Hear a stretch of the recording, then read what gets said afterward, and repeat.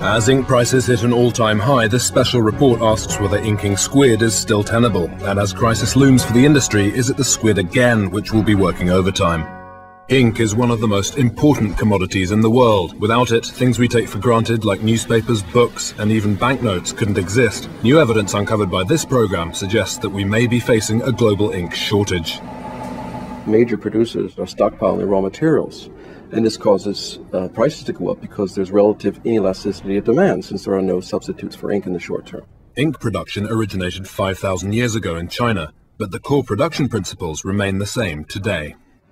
Ink production is what's known as the CMYK process, the K standing for key, which is the black colour. Now, squid ink has traditionally been the only source for the key colour black. Almost all varieties of squid produce black ink, which is why they're so important to the industry. It's only relatively recently, in the past 50 years or so, that we've been inking squid like this. Previously it had to be done by hand, and obviously this ran quite a high risk for whoever was doing the inking, because squid do actually have a very, very nasty bite. It's very much like a cow being milked, actually it's quite pleasurable for the squid.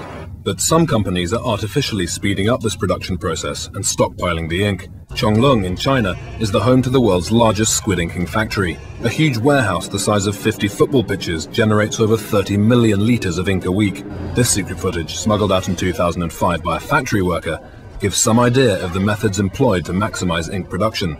The squid, totalling almost 1 million, are grouped together in low lighting conditions. Everyone has seen the 1998 Chonglung footage. It's a disgrace.